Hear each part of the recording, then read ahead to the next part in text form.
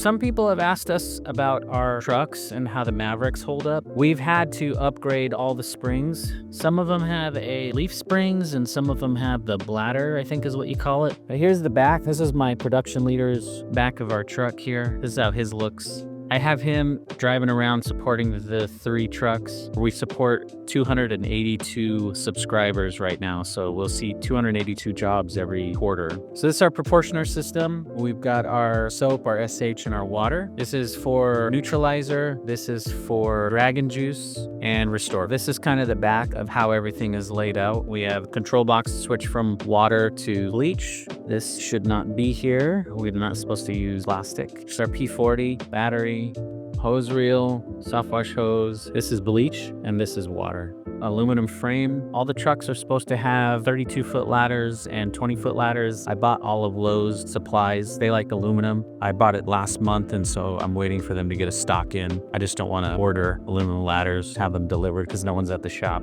Here's one of our guys at the back of our truck here. Once a month, we will take a half day to change all the oils on the vehicles, do any repairs. This is the right gas can. It's our P40. Extra hose if we run out of water while we're cleaning.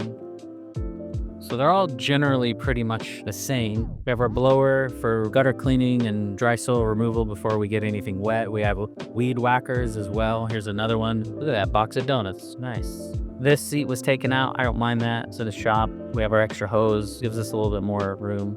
But as you can see, everything is kind of built the same. We have an F-150 that's going to be installed next week or later this week.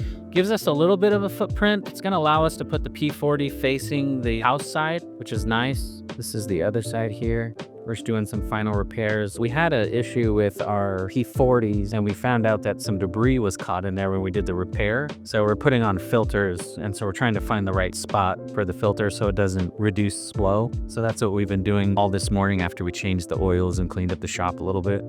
This is the inside of another vehicle. This is the inside of this one. So they're all built the same and they work really well. I'm gonna try this F-150 out, see if I like it. This is the Fleet.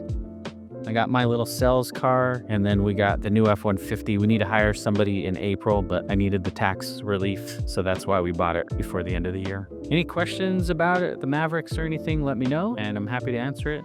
All right, I got Martin here. He's one of our technicians. He's been with us for about 4 years. He's amazing. Everybody loves him. Martin, you've seen us from having the vans with the trailers, and then we upgraded to the Mavericks. Tell me a little bit about how you like the vans and trailers versus the Mavericks, and when we upgraded the springs and got things dialed in, stuff like that. Well, the vans and the trailers, just the size of them were bulky, and just maneuvering, trying to back up, trying to get into people's driveways. Sometimes some streets are narrow, you have to park on the street and you're blocking traffic. You know, there's a lot of small nuisances that you can really do. I mean, they had a lot of space so you could pack a lot of stuff in them. You know, you have to put everything ramped up, but we want more things better than, less better, so we say, than good. The Mavericks now, they're fantastic, more maneuverable. You can use the E-Pass. Get places much quicker, driveways. I mean, it's a regular car, so you can fit in just where any car could fit, no problem. The space might be a little bit tight, but as we are, I guess, adjusting to things, not using the pressure washers, we're adjusting and we're having more space, and it's kind of working out. Definitely needed the shocks graded or the springs because the weight behind it was too much for it before the regular shocks. So you had to get like new springs, which helps a lot because it handles the driving much better. Like if you're going over bumps or potholes, it doesn't actually swing as much as it kind of handles it much better, so to say. So I like it. We first started out with 12 volt and then we wanted to switch over to P40s. How did you like the switch on that? The switch was phenomenal because the first set we had was basically full electric, and what an electric does really is even how you insulate it or whatever. I mean, within the first week there was like problems, like problems upon problems, and all how we kind of diagnosed it, try to fix it, was still like, this is better, this goes bad. So the P40, amazing, super pressure, super fast, does the job instantly. Switching the remotes are awesome in 2 minutes from what you're doing, from bleach to water, water to bleach to soap to whatever you need, real quick. It takes 2 minutes to do a proper switch? Just about, yeah. Are there any limitations to the remote?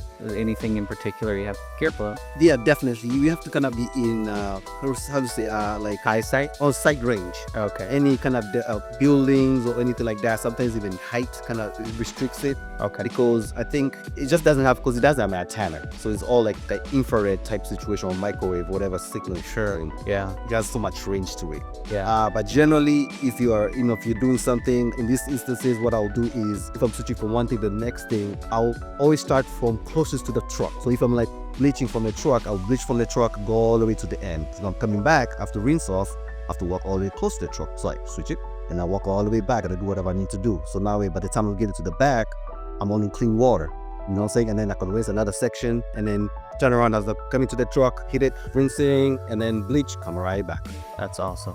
So just have to have a little bit maneuvering and kind of sense of how to maneuver things. We have a 100-gallon water tank. How do you feel like the water capacity is? You ever run out of water at jobs? You have to double tap into 2 faucets? Yeah, the tank is good. The tank, I don't think is a problem. Most of the time is the pressure from the house to the tank, how fast the tank gets filled.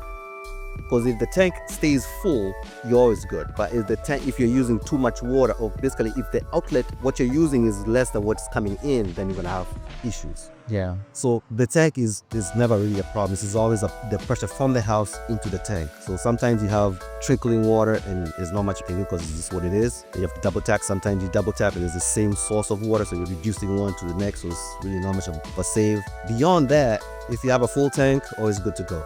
That's good. Yeah. Well, thanks, Martin. I appreciate you taking the time. I know you got to run to go do some jobs, but thanks for taking some time and telling us about the Mavericks. Want to apply monthly recurring revenue to your business? Call us today or visit sub-club.com.